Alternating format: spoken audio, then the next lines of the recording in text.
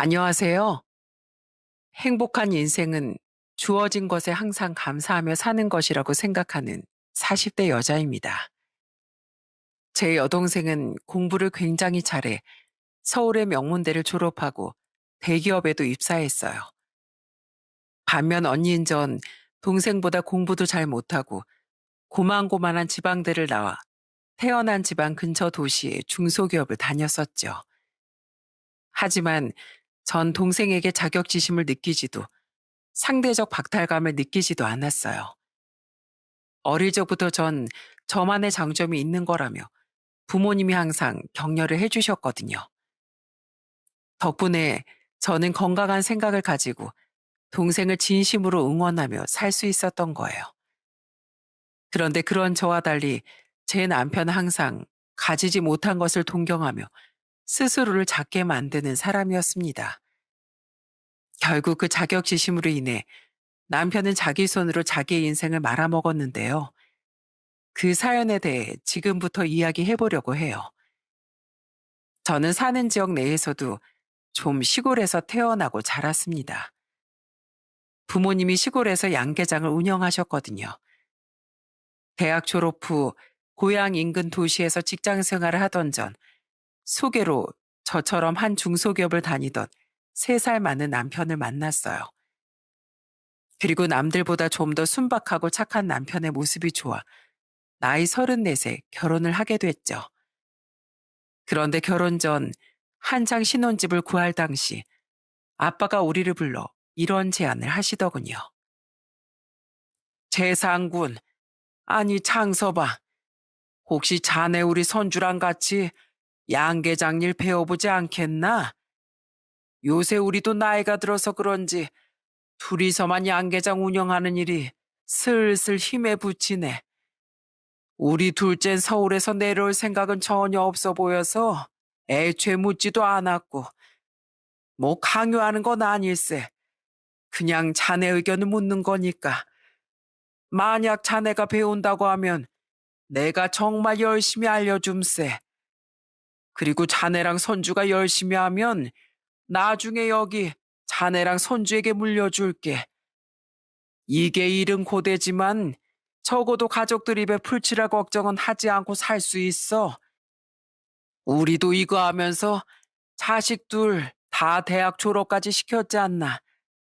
어때? 해볼 텐가? 손주 네 생각은 어때?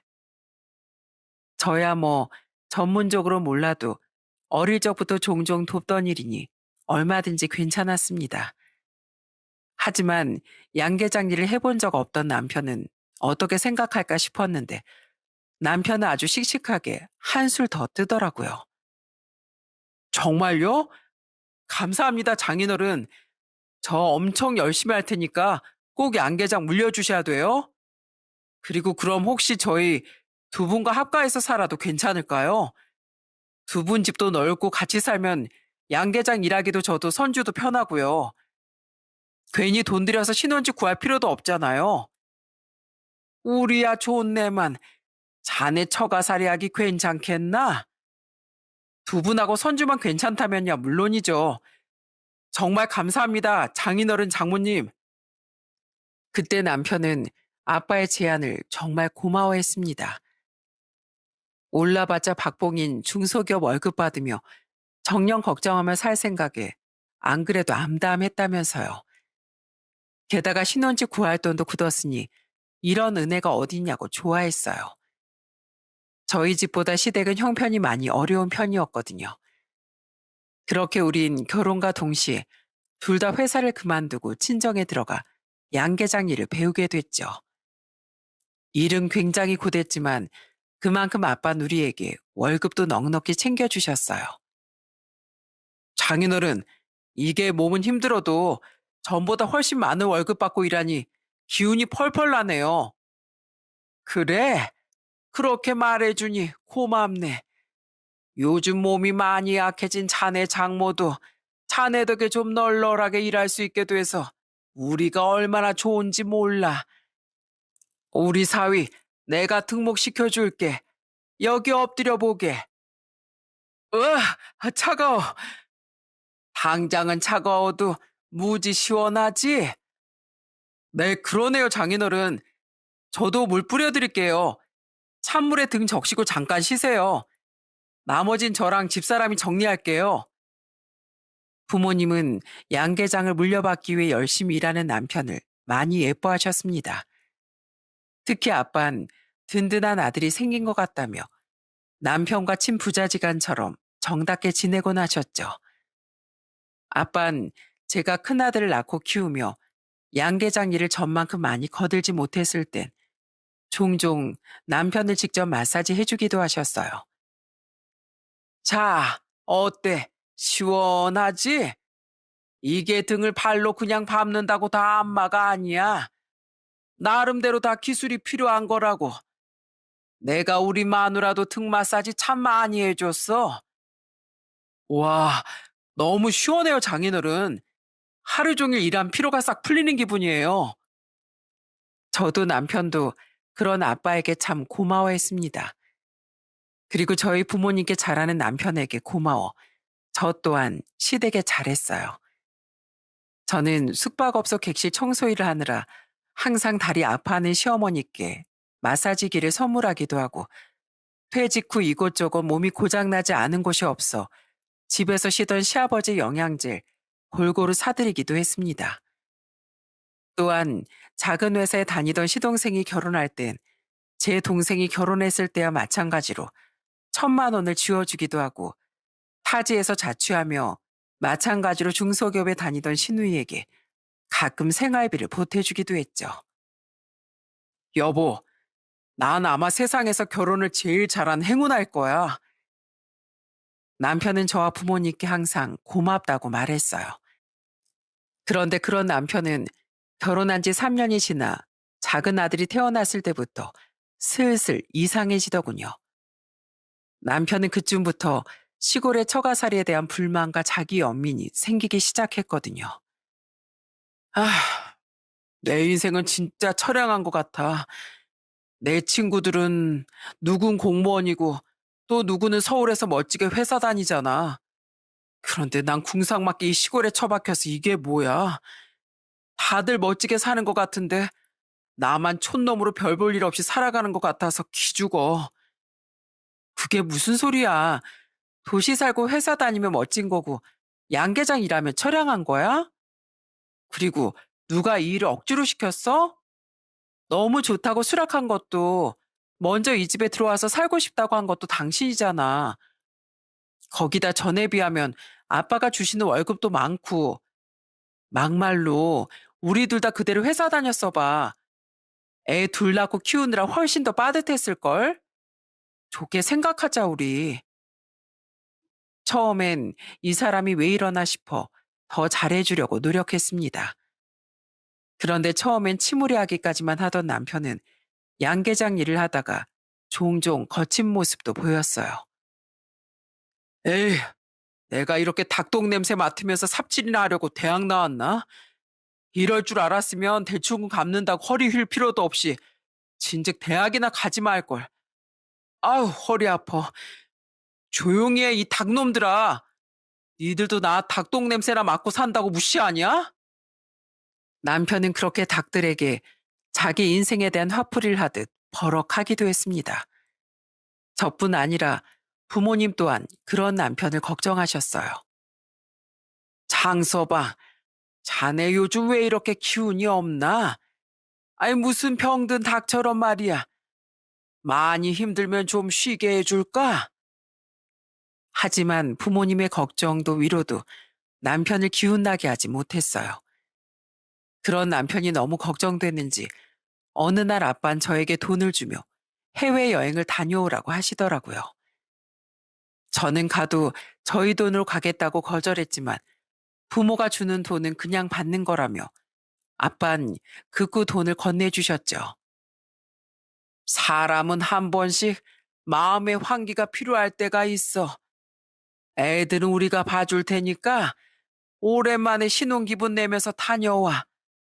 장서방, 가서 기분 전환 잘하고 씩씩하게 돌아오게. 와, 장인어른 짱! 감사합니다. 잘 다녀오겠습니다. 부모님께 죄송해하는 제 마음도 모르고 남편은 마냥 신나하더군요. 그렇게 우린 부모님 덕에 해외 한 도시로 여행을 하게 됐어요. 와, 진짜 너무 좋다. 이 도시 냄새, 이 활기. 그래, 이게 바로 내가 원하던 거야. 다행히 여행하는 내내 남편은 처음 여행을 떠나본 어린애처럼 즐거워했습니다. 하지만 집으로 돌아오기 전날이 되자 남편은 다시 한숨을 푹푹 쉬더라고요. 그리고 마지막 날 저녁 남편은 숙소 창밖의 도시 야경을 보며 이런 말을 했죠. 여보, 우리도 도시 나가 살까? 저기 불빛들 좀 봐. 너무 아름답지 않아? 그리고 우리 청춘 시골에서 닭만 보고 살기엔 너무 억울하지 않아? 양계장 일도 처가살이도 당신이 다 원해서 했던 일이잖아.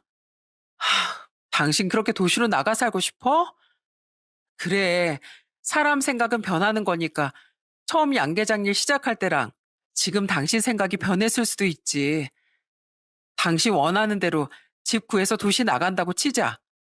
거기까진 나도 좋아. 그럼 거기서 당신 뭐하고 돈 벌 거야? 전처럼 사무직 취업하려면 경력 단절 기간이 있어서 어려울 수도 있고 만약 한다고 해도 지금만큼의 월급은 못 받을 거야. 애 둘 엄마인 난 더더욱 마찬가지고. 아니면 다른 생산직 일이라도 생각해 둔 거 있어? 들어보고 괜찮으면 당신 말대로 도시 나가서 살자. 부모님께 잘 말씀드리면 되지 뭐. 저는 힘들어하는 남편을 위해 부모님께 죄송함을 무릅쓰고 양계장 일을 그만둘 생각도 했습니다. 하지만 제 물음에 남편은 더 답답한 대답을 했죠. 아니, 난 몸쓴 일은 더 이상 안 하고 싶어. 폼 안 나잖아. 그렇다고 지금보다 돈을 못 버는 것도 싫고. 그럼 어쩌자는 거야? 이것도 싫다, 저것도 싫다. 사람이 어느 정도 현재 만족할 줄 알아야지. 제 말에 남편은 아무 말도 못하고 고개만 숙이더군요. 대체 남편이 왜 저렇게 환상에만 적게 됐나 싶어 답답도 하고 솔직히 한심하기도 했어요. 남편은 이후 결국 기운을 차리기는커녕 전보다 현실에 대한 불만과 자격지심만 더더욱 커지게 됐죠. 남편은 친구들이 양계장이라는 자신을 무시하는 것 같다며 친구 모임에도 잘 안 나가려 들었습니다. 누가 당신을 무시해? 당신 그거 피해의식이야. 아니야. 도시 살고 편하게 앉아서 사무직 일하는 사람들은 은근히 이런 촌사람들 무시한다니까? 그러니까 그런 인간은 애초에 상종 안 해도 될 인간이고 정신 멀쩡히 박힌 사람은 그런 생각 안 해. 그리고 사무직이 편하다고 누가 그래? 당신은 전 회사 일할 때 편했어? 남편은 끝내 제 말에 대답할 말이 없을 땐 항상 입을 꾹 닫았습니다. 하지만 남편은 대꾸할 말을 못 찾았다 뿐이지 여전히 제 생각엔 동의하지 않고 자격지심에 빠져 지냈어요. 시골도 양계장 일도 싫고 그렇다고 도시 나가서 박봉받고 살기도 싫고 몸 쓰는 다른 일도 싫다고 하니 정말 어쩌자는 건가 싶더라고요. 남편은 결혼 초 부모님과 살갑게 지내던 모습은 온데간데 없이 양계장 일을 하면서도 하기 싫은 티를 팍팍 내곤 했죠. 물론 부모님 앞에서 난폭하거나 짜증스러운 모습을 보인 건 아니지만 일하기 싫어하는 사람은 멀리서 봐도 티가 나는 법이니까요. 심지어 남편은 동생이 다니던 대기업에서 사내 커플로 만나 결혼한 제부에게까지 자격지심을 표출하더군요. 박서방, 자네 형님이 날 보고도 왜 인사를 안 하나? 지금 자넨 대기업 다니고 난이 깡시골에서 닭 키운다고 무시해? 자네 위아래도 없어? 인사를 안 하다뇨, 형님. 형님이 계속 화장실에 계셔서 제가 인사를 못한 거죠. 언제 나오셨어요? 나오는 거 봤으면 얼른 인사했을 거예요. 거짓말 하지 마. 일부러 무시한 거면서. 명심해. 사회적으론 자네가 나보다 잘 나갈지 몰라도 집안에서 내가 자네보다 어른이야. 여보, 왜 서울에서 힘들게 막 내려온 제부한테 트집이야. 당신 화장실에서 나오는 거 나도 못 봤어. 그리고 인사 좀 못 보면 못했을 수도 있지. 거기서 당신을 무시한다는 얘기가 왜 나와? 제부, 미안해. 이 사람이 요새 많이 피곤해서 그래. 그래, 미안하네, 박서방.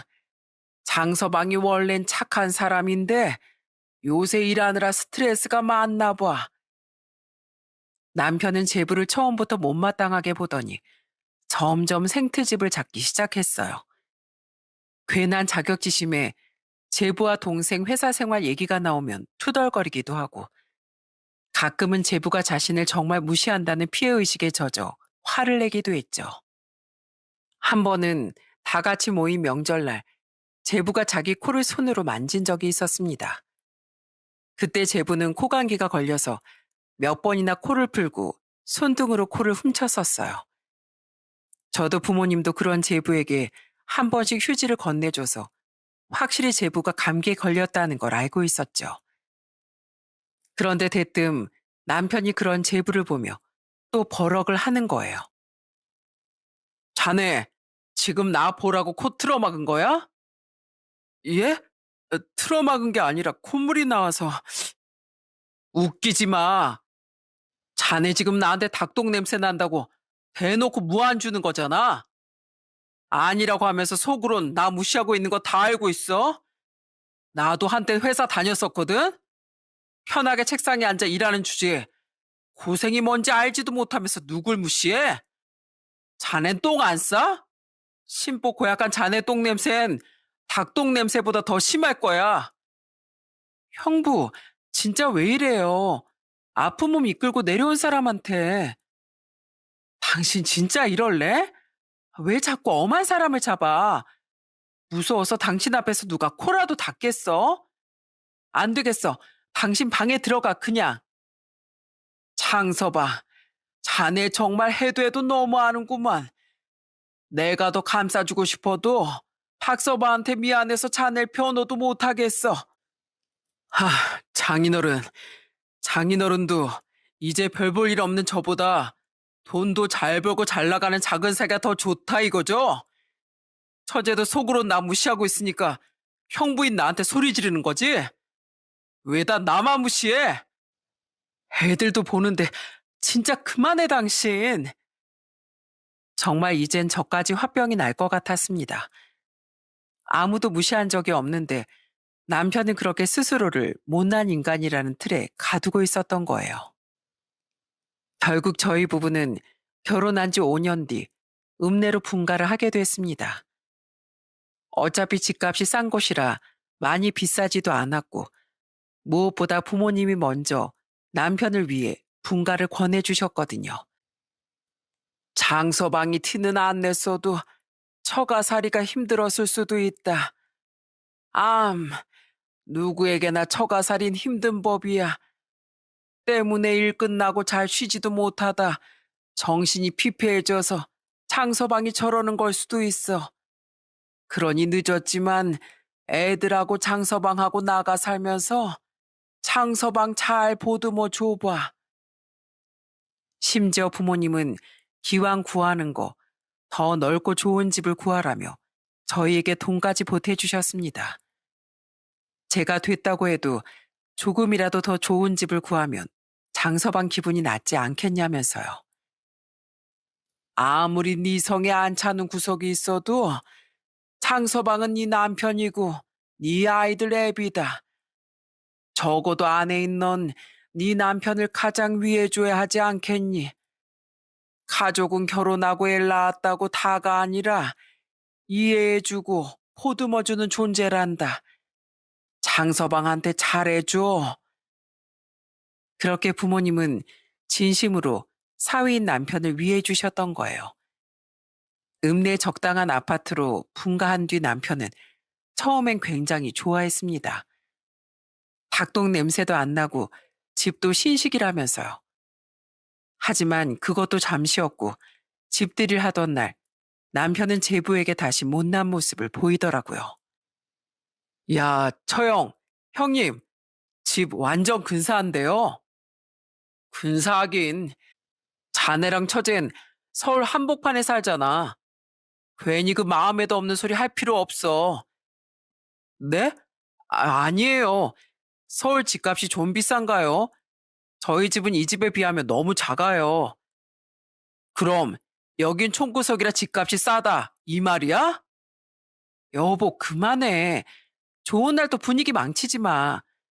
제부가 축하한다고 5분까지 사줬는데 고맙다는 말부터 먼저 해야지. 다른 가족들 앞에서 그 이상 무안 주는 건 남편의 정신 건강에 더 나쁘기만 할 거라고 생각했습니다. 대신 저는 남편에게 문자로 또 트집 잡으면 땅바닥에서 잘 줄 알라며 으름장을 놨죠. 그제야 남편은 조용해졌어요. 저는 분명 자신도 기분이 상할 텐데 항상 제 남편을 웃는 얼굴로 대해주는 제부에게 늘 미안하고 고맙다는 말을 건네곤 했습니다. 이후 우린 시댁 식구들도 불러 또 한 번 집들이를 했는데 친정 식구들 앞에서와 달리 남편은 엄청 잘난 척을 하더라고요. 와, 형 집 좋다. 아, 양계장집 후계자로서 이 정도 집쯤이야 어렵지 않게 구할 수 있지 뭐. 여기가 이 지역 집치곤 좀 비싸긴 한데 큰 무리 없이 들어왔어. 뭐 내 벌이에 비하면야 얼마 아니긴 하지만. 남편은 집을 보며 감탄하던 시동생 부부와 시누이 그리고 시부모님에게 마치 우리 힘만으로 그 집을 구한 것처럼 으스댔습니다. 이미 이사 당시 종종 동서와 통화하던 제가 친정 부모님이 도와주셨다는 말을 했었는데 말이죠. 당시 시부모님은 여전히 작은 전셋집에 살고 계셨고 시동생은 전세 사기를 당하며 어린 조카와 동서와 함께 방 2개짜리 월세집에서 지내고 있었어요. 다니던 회사가 문을 닫은 후 제 취업에 애를 먹던 시누이도 여전히 원룸 월세집에서 살고 있었죠. 그런 시댁 식구들이 술이 들어간 남편의 지나친 잘난 척에 내심 속상해하진 않을까 걱정되더군요. 때문에 저는 술이 얼큰이 취한 남편을 잠시 방으로 불러 그만 좀 잘난 척을 하라고 타일렀어요. 당신, 동서랑 서방님이 씁쓸해하는 거 안 보여? 그리고 이 집이 무슨 이 지역치고 비싼 집이야. 그냥 평범한 아파트지. 게다가 우리 돈으로만 살 수 있었던 것도 아닌데 그 얘긴 왜 빼? 이미 동서가 우리 부모님이 도와주신 거 다 알고 있다고 내가 아까부터 얘기했잖아. 제발 자랑 좀 그만해. 당신이 잘못 알았다고. 사실 당신 부모님한테 도움 안 받았다고 우기면 그만이지. 그리고 다들 형편 어려운 와중에 장남인 나라도 잘 사는 게 얼마나 다행이야. 이렇게라도 부모님하고 동생들한테 좀 잘난 장남처럼 보이면 안 돼? 맨날 처가에선 기죽어 사는데 여기서라도 좀 떵떵거리자. 어찌나 술에 취했는지 남편은 거의 고래고래 소리를 지르더군요. 결국 그 큰 소리를 거실에 있던 시댁 식구들 모두 들어버렸죠. 그날 남편이 먼저 골아 떨어진 후 시댁 식구들이 제게 얼마나 민망해했는지 몰라요. 남편은 그렇게 자격지심과 더불어 인정받고 싶은 욕구가 커진 것 같았습니다. 하지만 그 인정을 꼭 자신에겐 없는 사회적 성공이나 돈벌이로만 받고 싶어해 제가 아무리 옆에서 격려하고 응원해 준다고 한들 남편의 자격지심은 나아지질 않더라고요. 그리고 그런 남편이 한순간에 돌변하는 사건이 발생하고 말았어요. 사건은 저희가 읍내로 이사한 지 얼마 안 됐던 어느 날 갑자기 일어났죠. 여보, 과일 먹을래? 아니, 나 초조해서 음식 생각 없어. 나 방송 기다리고 있어. 방송? 무슨 방송? 아, 오늘 토요일이지 참. 당시 주방을 정리하던 전 안방에 있던 남편의 말에 그날이 토요일 저녁임을 깨달았습니다. 남편은 안방 TV를 보며 로또 당첨 번호 발표를 기다리고 있었던 거죠. 당시 남편은 일주일에 10,000원씩 로또 복권을 사 모으고 있었거든요. 항상 떼부자가 되고 싶다고 말하던 남편에게 저는 이런 말을 했었어요. 일주일에 10,000원이면 적은 돈도 아닌데 차라리 그 돈을 그냥 모으지 그래. 로또 당첨되기가 하늘의 별 따기라는데 그 편이 더 빨리 부자가 되게 해주지 않을까? 아니야. 그런 푼돈 모아서 언제 부자 되겠어? 아무리 생각해도 인생은 한 방이야. 나 같은 답도 없는 인생은 그런 한 방의 인생을 걸어야 한다고. 1등은커녕 5,000원도 잘 당첨되지 않던 사람이었기에 했던 말이건만 남편은 귓등으로도 듣지 않았습니다. 그 뒤 저는 남편이 복권을 사는 일에 대해선 한마디도 하지 않았어요. 그 10,000원에 남편이 일주일을 조금이라도 희망차게 보낼 수 있다면 그것만으로도 가치 있는 일이라고 생각하기로 했죠. 때문에 그날도 전 당연히 남 일이라고 생각해 로또 당첨번호 발표엔 관심도 두지 않았어요. 그런데 갑자기 안방에서 엄청난 환호 소리가 들리는 겁니다. 어? 어? 어? 어? 우와! 우와! 우와!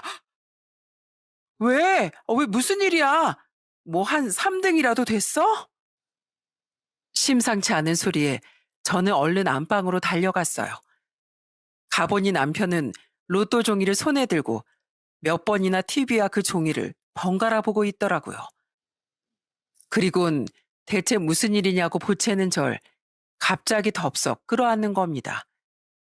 그 뒤 들려온 남편의 말을 듣고 저 또한 너무 놀라 소리를 지르고 말았어요. 1등이야! 무려 1등이라고! 이제 장재상 인생 폈어! 고생 끝 행복 시작이야! 뭐? 1등? 어디 줘봐. 진짜네? 와, 여보, 축하해. 이게 무슨 난리야. 그렇게 인생은 한 방이라고 말하더니 남편은 정말 로또 1등에 당첨이 됐던 겁니다. 남편은 너무 기뻐서 방방 뛰며 어쩔 줄을 몰라 했어요. 저 또한 그 얼떨떨한 기적에 너무 기뻐 남편을 얼싸안고 같이 뛰었죠. 우와, 나도 신난다. 근데 엄마 아빠 뭔데요? 왜 뛰어요? 당시 5살이던 큰아들은 부모인 우리에게 안기며 함께 방방 뛰었습니다. 3살이던 작은 아들 또한 마찬가지로 영문도 모른 채 옆에서 어설프게 폴짝폴짝 뛰었죠. 그렇게 남편은 그때 무려 20억이라는 큰 돈에 당첨됐어요. 실수령액만 해도 14억이 넘어 말 그대로 돈벼락을 맞은 겁니다. 그렇게 찾아와준 기적으로 인해 집안에 행복이 눌러앉았으면 얼마나 좋았을까요? 하지만 너무나 큰 행운은 때론 더 큰 불행의 발화점이 되기도 하더군요. 남편은 그 뒤로 완전히 다른 사람처럼 변하기 시작했어요. 짜잔, 여보, 멋지지? 벤츠야. 벤츠? 이거 어디서 났어? 어디서 나긴 샀지. 이제 우리 차야. 우리 수준에 이 정도는 끌고 다녀줘야 하지 않겠어? 당시 남편은 양계장 일 때문에 1톤짜리 트럭을 몰아섰습니다. 그런데 당첨이 된 다음 주에 갑자기 중고차 매장에 가서 남편은 무려 1억이 넘는 벤츠를 뽑아오더라고요. 거기까진 저 사람이 너무 신났나 보다 했는데 남편은 그 벤츠를 몰고 나가더니 사치품들을 마구 몸에 두르고 돌아왔어요. 여보, 어때? 나 돈 좀 있는 사람 같지? 헐, 당신 지금 진짜 웃겨. 집안에서 무슨 선글라스에 그 노란 금팔찌 금목걸이에 금반지 또 뭐야? 안 무거워? 아빠, 눈이 아파? 내가 호호해 줄까? 어허, 없이 살다 보니까 우리 가족이 보는 눈이 영 없네. 우리 아들, 아빠 눈이 아파서가 아니라 눈의 보호를 위해서 선글라스를 끼고 있는 거야. 이게 무지 비싼 거라서 눈에도 좋고 뭣도 잔뜩 부릴 수 있거든. 여기 장신구들도 마찬가지고. 여보, 원래 진정한 부자는 막 화려한 세공 이런 것보다 이렇게 심플한 거 하고 다니는 거야. 심플 이즈 베스트. 알지? 그리고 부자는 원래 집에서도 이렇게 꾸미고 있는 거야. 드라마도 안 봐? 당신도 앞으로 집에서 고급 원피스 입고 잘 때도 실크 잠옷 이런 거 입고 자.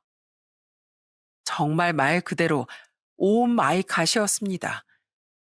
갑자기 돈벼락을 맞은 남편은 몇십억도 아닌 14억으로 졸부 행세를 하기 시작했어요. 그 금팔찌, 금목걸이, 금반지를 끼고 비싼 선글라스까지 낀 채 양계장 일을 하러 온 남편을 보고 저희 부모님도 뜨악하는 표정을 지으셨죠. 자네 아픔 보이겠나? 아이 그럼요. 근데 장인어른 저 오늘은 대충 좀 하고 갈게요. 저 이따 저기 옆집 안 가서 실내 스크린 골프 배우기로 했거든요. 아시죠? 부자들의 스포츠 골프요. 전 이제 상류층이거든요. 뭐? 상류층? 얘 손주야. 장서방 저거 저렇게 둬도 괜찮냐? 아유, 몰라요. 황새 따라가려다 뱁새 다리 찢어진다고 해도 자긴 돈으로 충분히 다리 쭉쭉 길어질 수 있는 뱁새라나 뭐라나. 처음엔 너무 신이 난 남편을 말리기도 어려웠고 애매해 부모님도 저도 그저 지켜만 봤었습니다. 그런데 그 정도가 점점 과해지니 저도 남편을 말릴 수밖에 없더라고요. 박서방, 나야. 얘기 들었지? 나 로또 당첨됐다고. 자네 사는 아파트가 지금 얼마라고? 아, 그것밖에 안 해? 그것도 반은 다 대출금이야? 그래, 고생 많겠네. 그건 그렇고, 자네 혹시 14억이라는 돈 만점 봤나? 어디, 자넨 평생 볼 일 없는 통장 잔고 액수 사진으로 찍어서 한번 보내줘? 부럽다고? 아유, 부럽긴 무슨. 자네도 열심히 살면 다 할 수 있어.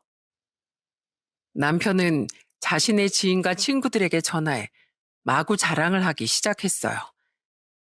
그 와중에 제일 먼저 남편이 전화한 곳은 평소 가장 큰 자격지심을 갖고 살던 제부였죠. 정말 어찌나 창피하던지 나중에 전 제부와 동생에게 전화해 사과를 했답니다. 전 괜찮아요, 처형.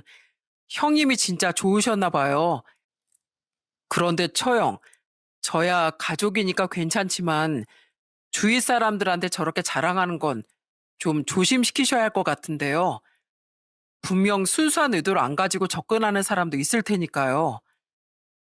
제부의 말처럼 저도 걱정이 태산이었습니다. 아니나 다를까 남편에겐 돈을 빌려달라는 전화가 빗발쳤어요. 삼천? 아이 그까짓 거 천천히 갚아 천천히. 계좌 불러줘. 거기다 남편은 그걸 또 다 받아주고 있더라고요. 아무리 돈이 많이 생겼어도 그렇지 이건 위험한 일이라고 생각했습니다. 저는 남편을 뜯어말리기 시작했어요. 여보, 아무리 당신 돈이 많이 생겼다고 해도 이러면 안 돼. 가족 사이에도 돈은 돌려받을 생각으론 절대 거래하는 거 아니라잖아. 그렇다고 그 사람들한테 돈을 다 적선할 것도 아니면서 왜 이렇게 대책 없이 빌려줘? 이거 당신 위한 일 아니야. 제발 돈 좀 통장에 가만히 두고 아껴. 당신 자신을 위해서. 내가 전 재산도 아니고 그런 푼돈도 왜 못 빌려줘? 노블레스 오블리주 몰라? 가진 자가 도덕심을 가지고 모범을 보여야지. 당신이 무슨 재벌인 줄 알아? 그리고 저번에 제부한테 했던 말처럼 당신이 그걸 노력해서 번 돈도 아닌데 왜 이렇게 거들먹거리고 다녀? 벼는 익을수록 고개를 숙이는 거라고 가진 게 많을수록 겸손하고 입을 다물 줄 알아야지. 이제 자랑 좀 그만하고 다니고 돈도 그만 빌려주고 다녀. 당신 그거 착해서가 아니라 호구되는 거야. 내가 일주일에 10,000원어치씩 꼬박꼬박 열심히 번호 찍은 게 왜 노력이 아니야? 이것도 다 노력이고 운도 실력이지. 내 노력, 내가 자랑 좀 하고 내가 직접 찍은 번호로 번 돈, 내가 알아서 쓰겠다는데 왜 잔소리야? 당신은 항상 그렇게 잘난 척이더라. 아이, 듣기 싫어. 정말 환장할 노릇이었습니다. 그 와중에 남편은 저도 모르게 시동생과 시누이에게 각각 1억을 주고 시부모님께는 아무리 집값이 저렴한 곳이라도 무려 집을 사드렸더라고요. 물론 가족이 힘들고 어려우면 당연히 도울 수 있죠. 하지만 제가 서운했던 건 남편이 그토록 자기를 위하고 도와줬던 친정 부모님께는 감사의 마음 표시 하나 안 했다는 거예요. 아무리 당첨된 돈이 제 돈이 아니라고 해도 여태 저희 부모님이 도와준 돈이 얼만데 너무하다는 생각이 들더라고요. 때문에 조심스레 남편에게 어떻게 우리 부모님께는 작은 선물도 하나 안 사드리냐고 말했더니 남편이 이러지 않겠어요? 누가 도와달랬나? 아이, 그건 두 분이 도와주고 싶어서 도와주신 거잖아. 양 계장 일도 고생한 만큼 월급으로 주신 거고, 합가도 따지고 보면 손주들이랑 같이 살아서 두 분이 더 좋으셨던 거 아니야? 그때마다 감사하다고 말했으면 됐지. 뭐가 문제야? 아, 이 집값 도와주신 거? 아이, 까짓 거 이자까지 쳐서 돌려드리지 뭐. 그럼 됐지? 뭐? 지금 그깟 돈 돌려드린 것 때문에 그래? 진짜 이 인간이 인생 역전되더니 정신을 못 차리네. 두 분이 잘해주시는 것만큼 나도 두 분한테 아들처럼 잘하고 살았어. 아이, 그럼 됐지. 아이, 몰라. 나 골프 연습 가야 돼. 분수에 넘치는 큰돈을 손에 쥔 남편은 완전히 자기 잘난 맛에 물들어 버렸습니다. 그렇게 자격지심으로 똘똘 뭉쳐 살던 사람이 이젠 잘난 척 할 돈이 생기니 완전 기고만장해진 거죠. 심지어 남편은 서서히 안계장도 출근하지 않더라고요. 또 일을 안 가겠다고? 냄새나. 내 명품 옷에 배면 드라이 클리닝 하는 비용이 더 들어. 양계장으로 혼자 출근할 때마다 뱃속이 부글부글 끓었습니다. 저는 저 혼자라도 부모님을 거들어야 했기에 항상 혼자 출근을 했어요. 처음엔 그런 남편을 그냥 두고 보던 아빠도 결국 이건 아니라고 생각했는지 남편에게 전화해 화를 내시더군요. 그리고 휴대폰 너머로 들려온 남편의 말은 제 이성의 끈을 끊어지게 하는데 충분했죠. 자네, 바빠 죽겠는데 무책임하게 왜 출근을 안 하나? 아이, 귀찮아서요. 그 지독한 닭똥 냄새 참아가면서 벌어야 할 정도로 돈이 아쉬운 것도 아니라서요. 뭐야? 자네, 지금 단단히 실수하고 있어. 아무리 큰 돈이 생겼어도 거만해지는 사람은 결국 그 돈에 잡아먹히는 거야. 네네. 그러는 장인어른은 그 잡아먹힐 만한 돈이나 가져보셨어요? 장인어른이 먼저 전화 주신 김에 말씀드릴게요. 저 이제 양계장 안 나가겠습니다. 사실 전부터 장인어른이 뭐라도 되는 것처럼 제 앞에서 거들먹거리시는 거 저 싫었어요. 그게 다 돈 때문에 아쉬워서 참은 거였는데 이제 제가 참을 필요 있나요? 어차피 그깟 월급 안 받고 나중에 양계장 안 물려받아도 제 인생은 이제 탄탄대로인데요. 이만 끊겠습니다. 이 인간이 돌아도 제대로 돌은 것 같아 더는 못 참아주겠더군요.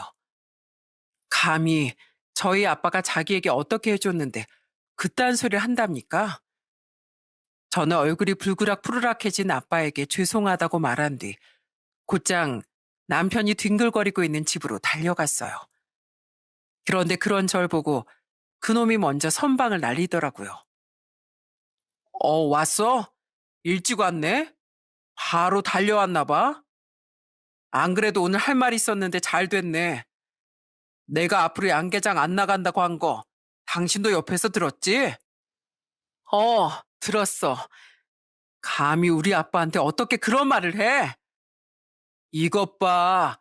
당신도 당신 식구들도 항상 날 우습게 여겼지. 그러니까 감이라는 말 하는 거 아니겠어? 피해의식도 정도껏 표현해. 당신은 무시해서가 아니라 그토록 당신한테 잘해준 은혜를 저버린 당신이 괘씸하기 짝이 없어서 그렇게 말한 거야. 짐승도 구해준 은혜는 안다는데 그깟 돈 몇 푼에 어떻게 사람이 이렇게 안면몰수를 해? 그놈의 은혜. 우리 부모님도 돈만 있었으면 충분히 당신한테 장인 장모님만큼 잘해줬을걸? 됐고, 난 내가 본 돈 쓰는 거 당신한테 잔소리 듣는 것도 싫고, 이젠 당신도 당신 가족도 다 지긋지긋해. 애들은 엄마가 키워야 하는 거 알지? 까짓 거 내가 양육비도 애가 둘이니까 다달이 200만 원씩 줄게. 그래야 나도 가끔 애들 볼 명분이 서지. 그리고 지금 사는 이 집에 내가 3억 얹어줄 테니까 우리 깔끔하게 이혼하자. 내 당첨금 있지? 이건 당신이 재산 형성에 기여한 돈이 아니라서 이혼을 해도 재산 분할 대상이 아니래. 근데 당신 말처럼 그동안 장인어른이 도와주신 것도 있으니까 내가 특별히 그 돈 나눠주는 거야. 난 이제 당신하고 당신 집에서 벗어나서 자유로운 나비처럼 훨훨 날아갈 거야. 남편은 그날 속 시원히 이혼을 선언하려던 저보다 앞서 제게 이혼 선언을 해버린 겁니다. 이 모든 건 남편이 로또에 당첨된 지 고작 한 달도 안 된 사이에 전부 일어난 일이었죠. 너무 기가 막혔어요. 하지만 어차피 저도 저 인간하고는 이혼해야겠다 마음 먹었던 거 이를 악물고 소리쳤습니다. 그래, 땡큐다. 대신 오늘 한 말 다 지켜 당신. 근데 내가 마지막으로 이 말은 좀 하자. 이보세요. 호박에 줄 긋는다고 수박 되겠어요? 마음이 진정한 부자가 될 준비가 안 됐는데 그깟 졸부 흉내내봤자 그게 오래 갈 것 같아? 정신 차려. 당신은 그렇게 멋지게 살고 싶다, 떼부자가 되고 싶다고 했지만 정작 당신은 멋진 떼부자가 되려면 얼마나 큰 노력이 필요한지 전혀 모르고 있어. 알고 싶어 하지도 않고. 게다가 이렇게 찾아온 기적을 길바닥에 질질 흘리고 다니면 기적이 또 기분 상해서 또 찾아와 주겠니? 이미 당신은 가족을 잃었지만 가족도 돈도 있을 때 소중히 여겨야 한다는 걸 꼭 언젠간 깨닫길 바래. 그래. 당신은 끝까지 훈계질이구만. 그래봤자 난 하나도 타격받을 거 없어. 없는 자의 바락이라고 생각하지 뭐. 마지막까지 그놈은 오래도록 돈다발 속을 허우적댈 생각에 행복해하며 제게 비아냥댔어요. 그 모습이 너무 꼴보기 싫었지만 분명 땅을 치고 후회할 놈은 그 인간이니 저는 쿨하게 이혼 도장을 찍어버렸죠. 그렇게 저는 그놈과 이혼했는데 괘씸했던 건 그놈이 끝까지 저희 부모님께 죄송하고 고마웠다는 인사전화 한 통을 안 했다는 겁니다. 오직 시부모님과 시동생 부부, 시누이만이 제게 전화해 자신들이라도 대신 사과를 하고 싶다는 말을 전하더라고요. 시댁 식구들은 다들 가난해도 착한 사람들이었는데 왜 그 인간만 그 모양이었는지 몰라요. 진짜 그 인간만 생각하면 무엇보다 저희 애들이랑 엄마 아빠에게 너무 죄송해요. 됐다. 우리도 장서방을 생각하면 괘씸하다만 더 생각해봐야 우리 속만 상하지 않겠니? 우린 가족으로서 장서방에게 할 만큼 했고 이젠 깔끔히 뒤돌아서면 된다. 부모님은 너무 죄송해하는 절 그렇게 위로하며 감싸주셨습니다. 이혼 후 저는 그 집을 팔고 다시 부모님 댁으로 들어갔어요. 어차피 읍내에서 양계장 일로 왔다 갔다 하기 불편하기도 했고 남편도 없는 마당에 굳이 부모님과 떨어져 살 필요도 없었으니까요. 무엇보다 부모님이 태어날 때부터 함께 살았던 손주들이 없으니 너무 쓸쓸해 하셨죠. 저는 집을 팔고 부모님이 도와주셨던 돈에 이자까지 쳐서 돌려드렸어요. 필요 없다던 두 분께 이 돈을 안 받으시면 제 마음이 너무 무겁다고 애원하며 말입니다. 한편 이혼 후 그놈은 한동안 아주 활기를 치며 살더라고요. 그동안 저와 그놈이 처음 만났던 그 도시의 한 브랜드 아파트를 매매했다고 하더군요. 저희 지역과 워낙 가까운지라 그곳엔 제 학창 시절 친구들도 꽤 많이 살았어요. 그중 친한 친구 한 명이 제게 그놈이 술집 여자를 만나는 것 같다고 전해주었죠. 우리 회사가 꽤 번화가 있잖아. 그래서 벤츠 타고 웬 여자랑 돌아다니는 네 전 남편 몇 번이나 봤어. 심지어 우리 남편하고 외식하러 갔다가 고급 레스토랑에서도 그 여자랑 있는 거 봤거든. 일부러는 아닌데 들려서 대화 내용 좀 들어보니까 그 여자 술집 여자더라고. 네 전 남편 그 여자한테 명품백에 옷에 다 갖다 바치면서 좋다고 만나고 있는 거더라고. 세상에 돈이 사람을 완전히 망쳤다 해. 가끔 그놈이 애들을 만나러 올 때 들어서 그놈이 꽤 괜찮은 아파트에 살며 무슨 사업도 시작했다는 건 알고 있었습니다. 하지만 그런 나쁘끄러운 근황을 친구에게 들으니 정말 얼굴이 화끈거리더군요. 그리고 자식들 얼굴은 가끔 보고 살아야 하지 않겠냐던 그놈은 이혼한 지 1년쯤 지나며 점점 연락이 뜸해지더군요. 애들이 아빠를 찾기에 전화를 해봤더니 그놈은 전화할 때마다 일은 안 하는지 골프장에 가 있다고 하더라고요. 또한 그놈은 이때다 싶었는지 앞으로 자신의 애들을 보러 가지 않겠다고 말했어요. 사업자 사람들 만나고 접대 골프 치느라 나 너무 바빠. 그리고 결정적으로 요즘 만나는 여자친구가 애들하고 만나거나 연락하는 거 별로 안 좋아해. 양육비는 꼬박꼬박 잘 보내고 있으니까 애들 문제 들먹이면서 내 인생에 간섭하지 말아줬으면 좋겠어. 애들을 네가 보고 살고 싶다고 했지. 내가 제발 애들 만나달라고 애원했니? 넌 예전부터 자기가 다 말해놓고 무슨 단기 기억 상실증이야? 평생 삽잡고 살던 인간이 골프지 잡고 살더니 완전히 자기가 뭐라도 된 줄 아네. 나야 당신이 우리 애들 앞에 더 이상 안 나타나 준다고 하면 완전 고맙지. 너 만난다는 여자 무슨 술집 여자라며? 내 친구가 다 봤대. 그래, 실컷 골프 치고 그 여자한테 돈 뜯겨가면서 행복해라. 저는 기가 차서 소리를 빽 지르고 끊었습니다. 그 뒤 한동안 전 아빠가 보고 싶다고 울먹이는 애들을 달래느라 고생했어요. 그래도 다행히 저와 부모님이 열심히 달래고 보살핀 덕에 애들은 더 이상 아빠를 찾지 않게 됐죠. 또한 가끔 여동생과 놀러 오는 제부가 조카에게처럼 저희 애들에게도 참 잘해줘서 너무 고마웠어요. 그리고 마지막으로 돈 때문에 아내도 자식도 전부 버린 그놈은 망하는데 딱 4년이 걸렸습니다. 당시 그놈은 거의 1년간 양육비를 안 보냈었어요. 하지만 어차피 그놈과 이혼하며 받은 돈이 컸으니 괜히 말을 썩고 싶지 않아 전화도 안 했었죠. 그런데 그놈이 2년 전 저희 집을 찾아와 무릎 꿇고 잘못을 싹싹 빌지 않겠어요? 그놈은 황당해하는 저와 부모님 앞에서 자신이 어떻게 망했는지 낱낱이 털어놓더라고요. 저 쫄딱 망했어요, 장인어른 장모님.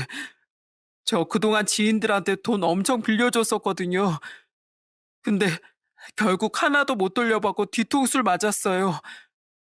게다가 사업은 2번이나 쫄딱 말아먹고 같이 살던 술집 여잔 제가 망하자마자 도망을 가버리더라고요. 저 어떻게든 2번째 사업만을 살려보려고 저희 집 식구들한테 줬던 돈까지 다시 달라고까지 했었거든요. 고맙게도 저희 부모님은 다시 집을 팔고 동생들이 살던 전셋집을 작은 집으로 옮기면서까지 제가 줬던 돈을 돌려줬어요. 근데 결국 그 돈하고 저 살던 아파트까지 전부 날렸어요. 그래서 저 지금 완전 빈털터리 돼서 부모님 전셋집에 얹혀 살고 있어요. 그래서 지금 자네가 얼마나 딱하게 살고 있는지 알아달라는 건가? 무섭게 왜 그렇게 냉정하게 얘기하세요, 장인어른. 저 장재상입니다. 원래 장인어른이 예뻐에 맞지 않았던 장서방이요. 장인어른, 4년 전엔 제가 정말 죄송했습니다. 평생 남들만 동경하고 자격지심으로 똘똘 뭉쳐서 살다가 갑자기 수중에 돈이 생기니 눈에 뵈는 게 없었어요. 여보, 당신 말이 다 맞았어. 난 남들한테 그냥 호구였고 난 가랑이 찢어질 일밖에 안 남은 뱁새였던 거야. 내가 다 잘못했어. 제발 나 좀 다시 받아줘. 어림없는 소리 하지 마. 그토록 당신을 고쳐보려고 설득도 하고 화도 내면서 노력했던 날 한순간에 애들하고 같이 버려버린 건 당신이야. 그토록 당신한테 잘해줬던 우리 부모님에게 오히려 못된 소리까지 해대고 떠나버린 게 바로 당신이라고. 그러니까 쓸데없는 소리 하지 말고 그냥 가. 고작 술집 여자 때문에 애들까지 저버린 사람이 염치도 없지. 우리 딸이 말 한번 똑 부러지게 잘하는구먼. 이보게, 인생에서 말이지 돈보다 더 중요한 게 바로 사람인 법이야. 하지만 자네가 이제와 그걸 깨달았다고 해도 우린 다신 자네를 받아주지 않을 걸세. 뭐든 돌이킬 수 있는 때가 있고 없는 법이지. 그 돌아올 수 없는 강을 건넌 건 자네 스스로야. 들어보니 자네 가족은 그래도 아직 자네 가족이라고 생각하는 것 같은데 괜히 여기서 이러지 말고 자네 남은 가족이나 살면서 잘 챙기게. 저와 아빤 그 어이없고 한심한 놈을 내쫓으려고 했습니다. 그러자 그놈은 갑자기 험상궂은 표정을 지으며 이러더라고요. 그럼 당신 내가 준 3억이라도 내놔. 장인어른, 저도 열심히 일한 만큼 이 양계장에 지분이 있거든요. 다들 나한테 돈 안 주면 나 가만히 안 있어요? 이 한심한 인간아, 그 3억을 내가 왜 주냐? 그걸 내가 나한테 쓰겠냐? 애들한테 쓰겠지. 게다가 보니까 당신 앞으로도 얘들 양육비 못 줄 것 같은데 그거 미리 일시불로 받았다고 생각할게. 그리고 지분은 무슨? 우리 아빠가 월급도 꼬박꼬박 다 줬는데. 얼른 나가. 경찰 부르기 전에. 저는 정말 경찰을 부르려 휴대폰을 들었어요. 그런데 제가 신고를 하기 전 아빠가 먼저 성큼성큼 그놈 앞으로 나서시더라고요. 아빠는 언제 들고 온 건지 손에 들린 삽을 바닥에 탁 꽂은 채 으름장을 놓으셨습니다. 자네 골프채 들고 설치고 다녔다며? 내가 골프 몰라도 평생 쥐어온 삽으로 스윙은 좀 날리네. 어디 양계장에서 단련된 내 삽스윙 맛 좀 볼 텐가? 정 더러운 꼴을 정말 보고 싶으면 내 그 결투 신청 거절 않겠네. 내 소시적인 주먹 깨나 썼다고 같이 살 때 몇 번이나 말했지? 난 살 만큼 살아서 감옥 가는 것도 안 무서워. 우리 딸을 위해서라면. 어디 해볼 테면 해봐. 아빠가 삽을 들고 인상을 쓰자 그놈은 기겁을 하며 도망을 갔습니다. 아빠의 으름장이 먹힌 건지 그 뒤 그놈은 더 이상 우리를 찾아오지 않았죠. 그로부터 2년이 지난 지금까지 저는 그놈 소식을 듣지 못했어요. 하지만 이미 가진 돈은 다 잃었으니 그놈은 아마 자기 부모님 집에 얹혀 살며 그토록 하기 싫어하던 막노동이나 몸 쓰는 일을 하고 살고 있지 않을까 싶네요. 이 나이에 그렇게 경력이 오래 단절된 그놈을 채용해줄 회사는 아마 없을 테니까요. 다행히 저희 애들은 아직도 아빠를 찾고 있지 않아요. 아마 그놈이 마지막으로 찾아왔을 때 집 마당에서 난동부린 모습이 꽤나 애들에게 충격으로 남은 것 같더라고요. 전 앞으로 그런 아이들의 마음을 잘 보듬고 부모님을 도와 열심히 양계장을 운영하며 잘 살아가려고 합니다. 여러분은 인생의 로또가 뭐라고 생각하시나요? 벼락 부자가 되는 일? 저는 그렇게 생각하지 않습니다. 물론 살면서 돈은 꼭 필요한 것이 맞아요. 하지만 그보다 더 큰 로또는 평생 믿고 의지할 수 있는 가족 혹은 친구를 만나는 일이라고 생각해요. 소중한 사람과 인연이란 억만금을 주고도 못 사는 존재니까요.